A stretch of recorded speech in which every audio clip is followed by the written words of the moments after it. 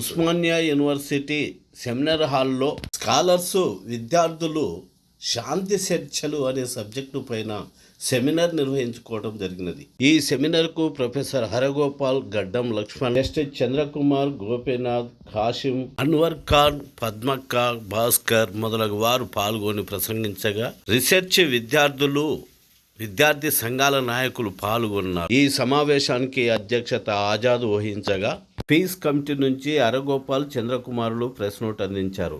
ఇదే సందర్భాన ఉద్దేశించి చంద్రకుమార్ గారు మాట్లాడుతూ ఎక్కడి నుంచి కూడా ప్రాణ నష్టం జరగకూడదని శాంతి చర్చలు కోరుకుంటున్నారు. రాజ్యాంగ ప్రకారమే ఈ చర్చలు జరగాలని పీస్ కమిటీ డిమాండ్ చేస్తుందని మాట్లాడారు.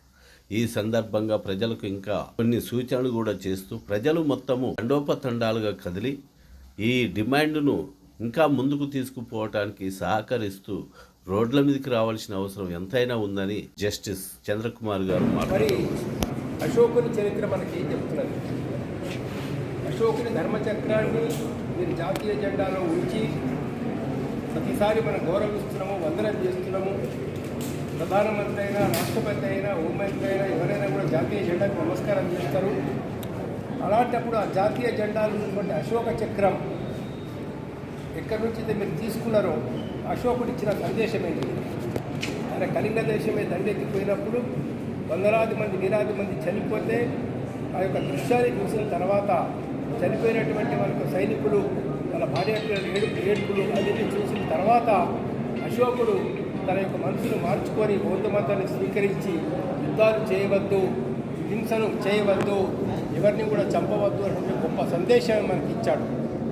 కాబట్టి మేము ప్రభుత్వంతో విజ్ఞప్తి ఏం చేస్తున్నామంటే మీరు శాంతి చర్చలు జరపండి. దానికి మావోయిస్టులు స్పందించి వెంటనే మేము చేసిన రిజల్యూషన్ ప్రకారంగా మేము శాంతి చర్చలకు వస్తాము, మేము మాట్లాడతాము, అనువైన వాతావరణాన్ని కల్పించదని చెప్పేసి మావోయిస్టులు చాలా స్పష్టంగా చెప్పడం జరిగింది. కనీసం కొంతకాలమైన ప్రభుత్వం సీజ్ ఫైర్ పాటించినట్లయితే మేము మా కేంద్ర కమిటీ వాళ్ళు అందరం కూడా కూర్చొని మాట్లాడి ఒక నిర్ణయానికి వస్తామని చెప్పేసి కూడా వాళ్ళు చెప్పడం జరిగిందండి. కాబట్టి దృష్టిలో ఉంచుకొని ప్రభుత్వం వెంటనే వాళ్ళతో చర్చలు జరపాలని చెప్పేసి కోరుతున్నాం. ఇక చర్చలు వద్దు అని చెప్పేసి బండి సంజయ్ గారు చెప్పడం అనేది జరిగింది. విషయం ఏంటంటే చర్చలు భారత ప్రభుత్వాలు చేయడం కొత్త కాదు.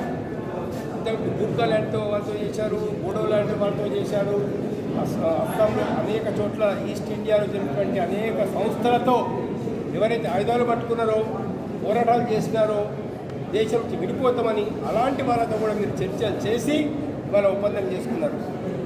చర్చలు చేయడం అనేది రాజ్యాంగబద్ధంగానే అది ఉంటుంది. ఈరోజు పాకిస్తాన్ వాళ్ళు మన పెహల్గాంలో దాడి చేసి అన్యాయంగా ఒక 25 మందిని పుట్టులో పెట్టుకుంటే చంపితే అతి క్రూరంగా వాళ్ళు హత్యలు చేస్తే ఇవాళ దానికి ప్రతీకారంగా మీరు పాకిస్తాన్ మీద దాడి చేయడం అనేది జరిగింది. అక్కడ మళ్ళీ మీరు పాకిస్తాన్తో చర్చలు చేసి శాంతి ఒప్పందం చేసుకున్నారు. ఒక శత్రు దేశంతో ఎవరి సపోర్ట్తో అయితే ఒక 25-26 మందిని కొట్టబెట్టున్నారో అలాంటి టెర్రరిస్టుని పెంచి పోషించినటువంటి పాకిస్తాన్తో ఇవాళ మీరు చర్చలు చేసినప్పుడు ఇలా మన దేశంలో ఉండే వాళ్ళే, మన భారతీయులే, మన వాళ్ళతో మేము చర్చలు చేయడం అని చెప్పడం ఎంతవరకు న్యాయం, ఎంతవరకు కరెక్ట్ అని చెప్పేసి మీరు ఆలోచించాలి. చర్చలు వద్దు అంటే మీరు ఏమని కోరుకుంటున్నారు అంటే ఘర్షణ జరగాలి. మరి ఘర్షణ జరిగితే ఏం జరుగుతుంది? పోలీసులు కూడా చనిపోవచ్చు, చనిపోవడం మన ముగ్గురు ఉద్యోగులు పోలీసులు, ఎస్ఐ చనిపోవచ్చు, మిగతా వాళ్ళు ఎవరైనా చనిపోవచ్చు. మేమేం కోరుతున్నాం ఇవాళ శాంతి కమిటీ? ఎవరు ఆదివాసీలే కాదు, ఆదివాసీలు కావచ్చు, ఒక కానిస్టేబుల్ కావచ్చు, ఒక ఎస్ఐ కావచ్చు, ఒక మావోయిస్ట్ క్యాడర్ కావచ్చు, ఎవరు కూడా చనిపోవద్దు అని చెప్పి నేను కోరుతున్నాను. మా శాంతి చర్చల కమిటీకి ఏ సంస్థతో సంబంధం లేదు, మేము ఏ రాజకీయ పార్టీతో సంబంధం లేదు, ఏ సంస్థలో ఈ ప్రజలకు ఒక పెద్ద సహకారం వస్తున్నది. చాలా సంతోషం. ఇదే విధంగా శాంతి చర్చలు జరపాలని అన్ని సంఘాలు, వివిధ వామపక్ష పార్టీలు, ఎన్నో ప్రజా సంఘాలు, ఈ మానవ హక్కుల సంఘం లాంటి సంఘాలు ఇలాంటి వారిని కూడా దీంతో పాటు మాతో పాటు కలిసి వచ్చేసి ఈ విధంగా ప్రపంచ శాంతి జరగాలని మనం కోరుతున్నాను. వాళ్ళందరికీ కూడా ధన్యవాదాలు చెప్తున్నాం. ప్రభుత్వం కూడా వెంటనే స్పందించి ముఖ్యంగా కేంద్ర ప్రభుత్వం అంటే చర్చలు వద్దంటే మీరు ఏం కోరుకుంటున్నారు? ఇంకా చావాలని కోరుకుంటున్నారా? అంటే మనుషులు చనిపోవాలని చెప్పేసి కోరుతున్నారా? పోలీసులు చనిపోవాలని చెప్పేసి మీరు కోరుతున్నారా?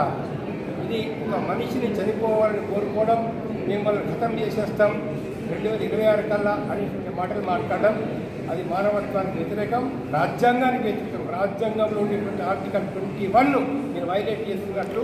కాబట్టి ఆ పద్ధతి మీరు మార్చుకోవాలని చెప్పేసి మేము సెంట్రల్ గవర్నమెంట్ చెప్తున్నాం.